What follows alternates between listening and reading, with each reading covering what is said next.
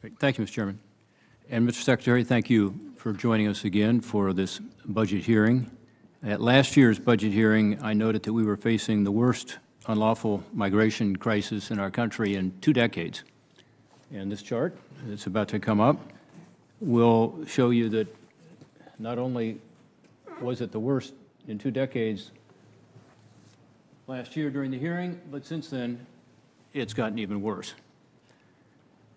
As you know, in your recently released border plan, you suggested it can get worse yet by removing Title 42. Here's your quote. You noted in your border plan that, quote, when the Title 42 public health order is lifted, we anticipate migration levels will increase as smugglers will seek to take advantage of and profit from vulnerable migrants, end quote. You further noted that, quote, a significant increase in migrant encounters will substantially strain our system even farther, end quote. I couldn't agree with you more. A record 1 million people who came to the southern border illegally were permitted into the United States last year, even with roughly 50% of those who came to the border unlawfully having been turned away under Title 42. It is clear to all that losing Title 42 will turn this border crisis into a catastrophe. As the Border Patrol has told us, they believe they will lose all operational control of the border. There is no plan to substitute for Title 42. As an example, there's no plan to fix an asylum system that everyone agrees is broken. I think you have said that in the past publicly. There's no plan to replace the tools that were in place during the last administration to help address the border crisis, including a robust Remain in Mexico policy and increased detention of questionable asylum seekers. Instead, as I read it, your proposed plan primarily provides more resources to move people through the system and to do so more quickly and efficiently, and in fact to make it easier for people to get from the border to the interior of the country. Unfortunately, decisions to de-emphasize internal enforcement, plus your funding requests shift away from detention for removals and detention capacity, and the new asylum rules proposed by the administration do nothing to actually deter unlawful migration. Quite the opposite, and the smugglers know it. This year, we also saw stark reminders of the threat that terrorism poses to communities across the country, and that more than 2 decades after 9/11, our borders can still be breached by those who mean to do us harm. In this regard, I am concerned that policies and safeguards with one of our closest counterterrorism partners in the world, the United Kingdom, didn't prevent a dangerous man who simply lied on his online application in the DHS visa waiver program from making his way into our country to a small town in Texas, Colleyville. Thankfully, none of the synagogue members he took hostage were harmed, but that easily could not have been the case. We were recently shocked when we were informed that 42 people who have come to our southern border unlawfully and been encountered by the Border Patrol are on a terrorist watch list.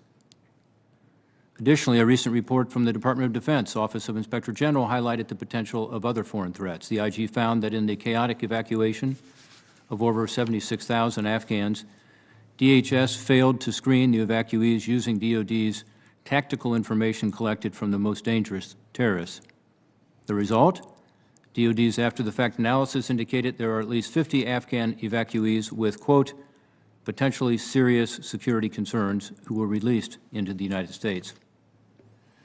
Of course, there's also an assault on our borders by criminal drug trafficking organizations. This is not new, but it's gotten worse. With the shift of fentanyl production from China to Mexico, the flow of these dangerous narcotics across our border have profound consequences. According to the Customs and Border Protection statistics, fentanyl seizures at the southern border increased 56% in March compared to March 2021, a year ago, and over 300% increase from March 2020. These numbers don't actually tell us how much is actually flooding into our communities. In fact, the Border Patrol tells us that they believe the vast majority of drugs are not being apprehended. But in my home state of Ohio and around the country, these drugs are coming in and resulting in broken families, damaged communities, and the loss of lives through overdoses on a massive scale. We are also facing constant cyber attacks to our vulnerable critical infrastructure and federal networks. I'm concerned that due to our support of Ukraine against Russia's illegal invasion, our just support of Ukraine, we are at higher risk than ever of a Russian cyber attack. I appreciate your support of the Cyber Incident Reporting for Critical Infrastructure Act that Senator Peters and I co-sponsored, and hope that Department of Homeland Security is working with stakeholders in industry and in government today on complex but critical rulemaking processes needed to put this new law to work to safeguard our nation as soon as possible. As you know from our conversations, I'm concerned by the administration's decision to create this Disinformation Governance Board at DHS.